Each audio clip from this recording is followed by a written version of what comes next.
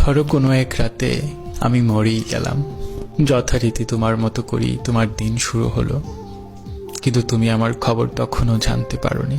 জানবে কি করে? বরাবরের মতোই আমাদের মনোমালিন্য চলছিল। সকালবেলা কেউ টেরই পেল না আমি নেই।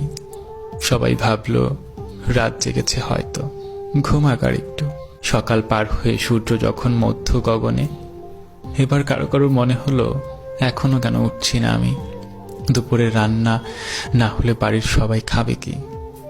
প্রথমে কেউ কেউ নাম ধরে ডাকলো, তারপর যখন উঠছি না তখন বেশ জোরে নাম ধরে ডাকলো কয়েকবার। তারপর যখন গায়ে ধাক্কা দিল জোরে, তখন টের পেল আমার শরীর হিম শীতল হয়ে আছে। এরপর আর কি, বাকি মরাবাড়ির মতো সবাই কান্নাকাটি চিল্লাপাল্লা হলো।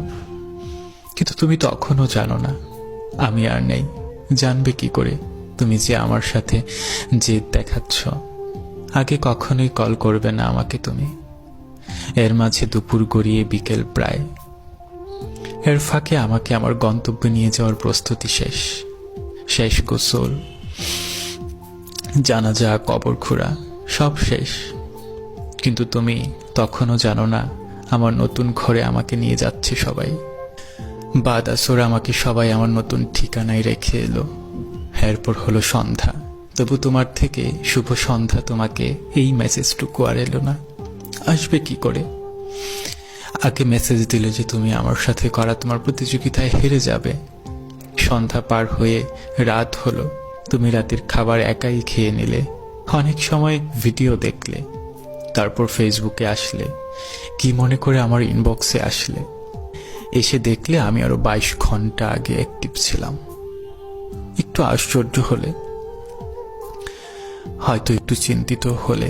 প্রথমে ভাবলে আমাকে নিজে থেকে নক করলে তুমি হেরে যাবে। পরে ভাবলে দেই একটা কল, কিছু একটা বলে কথা অন্যদিকে ঘুরিয়ে দেব। কল করলে আমার নাম্বার বন্ধ, আবার করলে আবার, অনেকবার চেষ্টা করলে, বেশ কয়েকবার করলে, কিন্তু নাম্বার বন্ধ দেখাচ্ছে। এবার তোমার একটু ভয় লাগলো অসুস্থ হলাম কিংবা কোনো দুর্ঘটনা হলো না তো। তারপর আমার অনেক বেশি কাছের একজনের নাম্বারে কল করলে, বেশ কয়েকবার কল করলে। রিং হওয়ার পর রিসিভ হলো। হ্যালো বলল প্রিয় মানুষটা আমার, কিন্তু কান্না বেচা কণ্ঠস্বর।